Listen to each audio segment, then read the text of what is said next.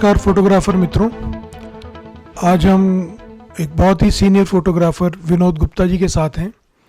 इन्हें लगभग 40 साल हो गए इस फोटोग्राफी लाइन में और लाइटमैन से स्टार्ट कर इन्होंने कैमरामैन और मिक्सिंग और फोटोग्राफी की दुनिया में काफ़ी अपना नाम कमाया है। तो विनोद गुप्ता जी, आपका स्वागत है। कृपया जो आजकल नए फोटोग्राफर आ रहे हैं और नई टेक्नोलॉजी आ रही है, तो मैं चाहूँगा कि आप उन लोगों को थोड़ा मार्गदर्शन दें कि कैसे वो काम करें और कैसे अपने उसमें निभाएं, फोटोग्राफी को भी, क्लाइंट को भी, अपने ट्रेड को भी कैसे ऊपर कर सकते हैं, किन सिद्धांतों पे चलें, किन उन बातों को लेके चलें जिससे वो आपकी तरह जो एक मुकाम आपने फोटोग्राफी लाइन में हासिल करा है वो भी उसको पा सकें। सबसे पहले तो मैं दिल्ली फोटोग्राफर पत्रिका का बहुत धन्यवाद बोलना चाहूँगा कि उन्होंने मुझे इस काबिल समझा कि मैं आप लोगों को कुछ मार्गदर्शन कर सकूं। और दूसरा, आप सब लोगों को सबसे पहले नव वर्ष की बहुत हार्दिक शुभकामनाएं। और आपका ये फोटोग्राफरी का बिजनेस भगवान करे बहुत फले फूले, लेकिन ये बिजनेस तभी फल फूल सकता है जब हम चाहेंगे, क्योंकि हमें पता नहीं होता, लेकिन फिर भी हम वो कर देते हैं कि हमारा बिजनेस बजाय फलने फूलने के दिन पे दिन गिरता जा रहा है। उसका कारण सिर्फ हम हैं और कोई नहीं। मेरे बहुत एक्सपीरियंस रहे हैं, 40 साल से मैं फोटोग्राफी का काम कर रहा हूँ। मैंने ये फोटोग्राफी का काम लाइटमैन से शुरू करके और मैं काफ़ी अच्छे तक पहुंच गया था, लेकिन मैंने कभी भी अपना स्टैंडर्ड डाउन नहीं करा। आप लोगों को पता नहीं होता कि हम फोटोग्राफी करते हैं, हमारे कितने अपने खर्चे होते हैं। आप अपने दिल पे हाथ रख के देखिए कि आज तक किस फोटोग्राफर ने, ठीक है मैं पैसे अच्छे मिलते हैं, लेकिन खाली फोटोग्राफी के अलावा कुछ बना पाया अपना घर में? कुछ नहीं, सिर्फ अपना खर्चा पूरा कर पाया है। कारण कि हम लोग नहीं सोचते कि हम पार्टी को किस तरह से पैसे लें और कंपटीशन में हम लोग आ जाते हैं। सबसे पहले मैं आप सबको ये कहना चाहूँगा कि हम आपस में कंपटीशन को ख़त्म करें, क्योंकि इस कंपटीशन के कारण सारा फायदा पार्टी उठाती है, आपके हाथ कुछ नहीं लगता।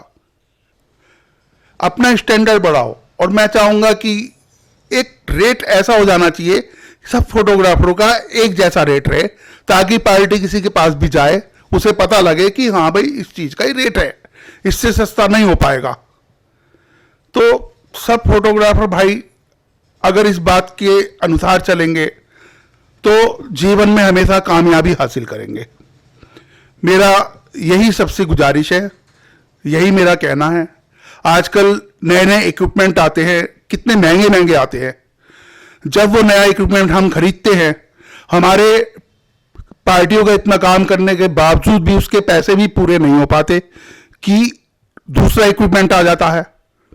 तो वो इक्विपमेंट भी खरीदना जरूरी होता है, क्यों? अगर वो इक्विपमेंट नहीं खरीदेंगे तो पार्टी को सब पता होता है, हम भी बता देते हैं कि ये कैमरा है जी, ये कैमरा है। तो इसलिए सब फोटोग्राफर भाइयों को इस चीज़ का ख्याल रखें कि कम से कम ये कंपटीशन का काम खत्म करें।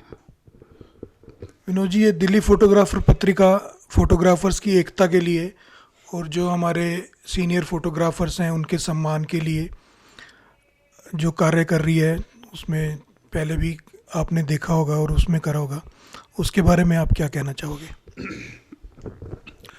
मैं फिर से दिल्ली फोटोग्राफर पत्रिका को बहुत धन्यवाद करना चाहूँगा कि उन्होंने प्रयास किया हम फोटोग्राफर भाइयों की मदद के लिए।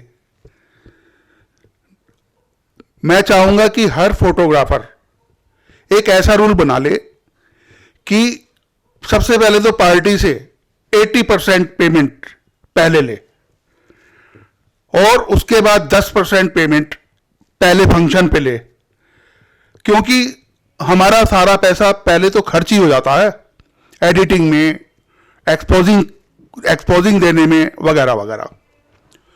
दूसरा, हमें एक करार पार्टी के और अपने बीच करा लेना चाहिए 3 महीने का, कि भाई अगर 3 महीने तक आप काम नहीं उठाते या डाटा नहीं उठाते तो हमारी कोई जिम्मेवारी नहीं है इस चीज की।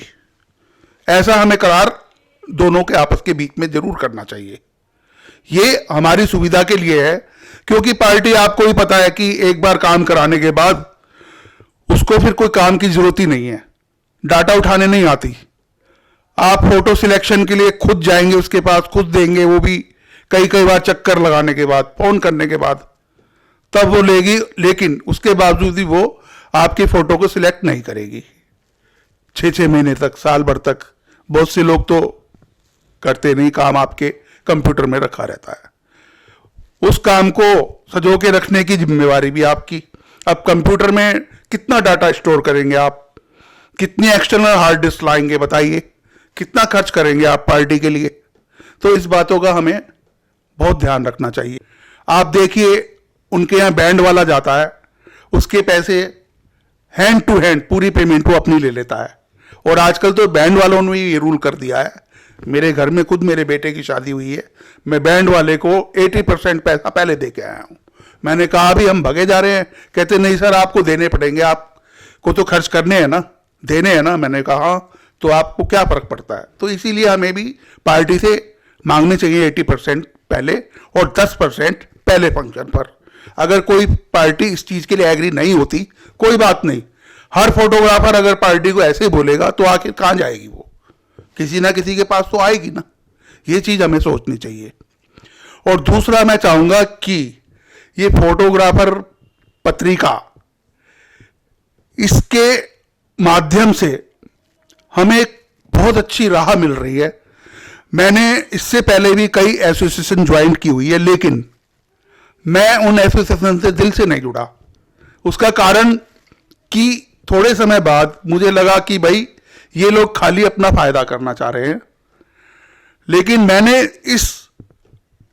इस पत्रिका, फोटोग्राफर पत्रिका में ये खास देखा कि ये लोग हम लोगों का फायदा चाह रहे हैं।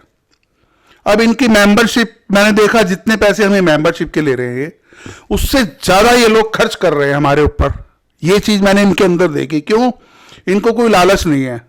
और ये खर्च कहां से कर रहे हैं? कुछ भाई हमारे इन लोगों के साथ ऐसे जुड़े हुए हैं कि जो अपनी तरफ से तन मन धन से इनके साथ लगे हुए हैं।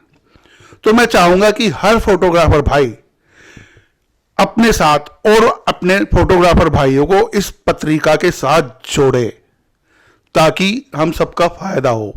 और हमें एक साथ मिलके चलना चाहिए, ये कंपटीशन खत्म करना चाहिए। इतना ही मैं आप लोगों को कहना चाहूंगा।